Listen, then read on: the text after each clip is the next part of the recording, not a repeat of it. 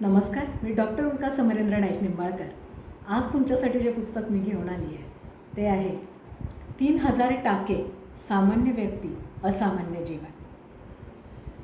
मूळच्या ऑथर आहेत सुधा मूर्ती आणि अनुवाद केला आहे लीना सोनीने. मेहता पब्लिकेशन हाऊसचं पुस्तक आहे.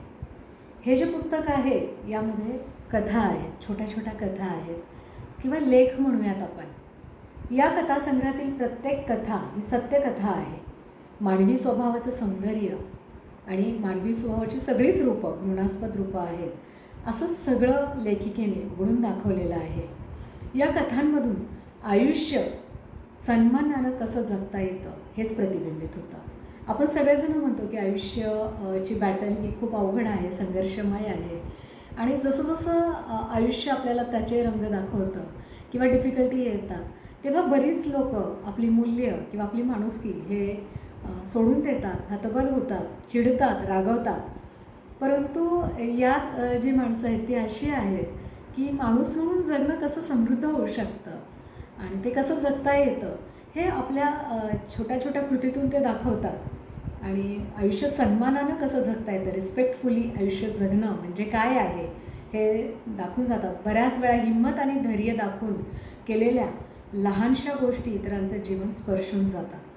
इन्फोसिस फाउंडेशनचं काम करत असताना सुधा मूर्ती यांनी केलेल्या दूरदूरच्या प्रवासामध्ये, तसंच सुधा मूर्ती यांना त्यांच्या तरुणपणी कॉलेजमध्ये त्या इंजिनिअरच्या स्टुडंट होत्या, तर तेव्हा त्यांना काय अनुभव आले, आजूबाजूचा समाज कसा होता, विद्यार्थी कसे होते आणि त्यातून त्यांनी इंजिनिअरिंगची डिग्री कशी घेतली आणि त्यांचं हे जे कटू अनुभव आले त्यातून त्यांच्या स्वभावात कटुता नाही आली, तर इतका गोडवा, माणूस जातीसाठी इतकं प्रेम आलेलं आहे की सगळ्यांना माहिती आहे की सुधा मूर्ती यांचं काम काय आहे.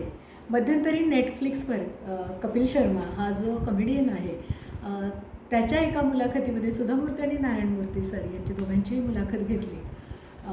सुधा मूर्ती हे असं व्यक्तिमत्व आहे की मला स्वतःला खूप आवडतं. ते याच्यात त्यांचा हा बायोडेटा आहे, आता मी वाचणार नाही आहे, खूप मोठा आहे, त्यांनी केलेलं कामसुद्धा खूप मोठं आहे.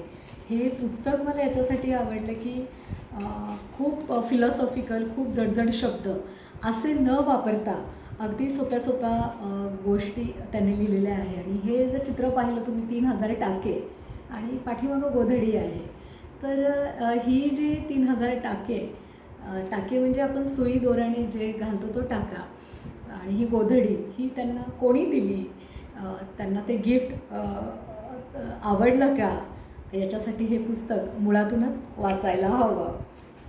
आणि जस्ट एक टीझर म्हणून मी तुम्हाला इंडेक्स याची सांगू इच्छिते. 3000 टाके, विचारांसाठीचं खाद्य, 3 ओंजळी पाणी, कॅटल क्लास, तो जो अनुभव त्यांना विमानतळावर आला की कॅटल क्लास म्हणजे काय आणि इकॉनॉमिकल क्लास म्हणजे काय, अलिखित आयुष्य, घरासारखं दुसरं ठिकाण नाही, खरा राजदूत, इन्फोसिस फाउंडेशनमधला एक दिवस, मला जमणार नाही पण आम्हाला जमेल. वेगवेगळ्या क्षेत्रातले वेगवेगळ्या लोकांचे त्यांना आलेले अनुभव आहे, त्यांच्या आजीचाही अनुभव आहे. मुळातून वाचावं असं हे पुस्तक आहे. मराठीतून अनुवाद केल्यामुळे मराठी वाचकांना अगदी पर्वणी आहे. धन्यवाद.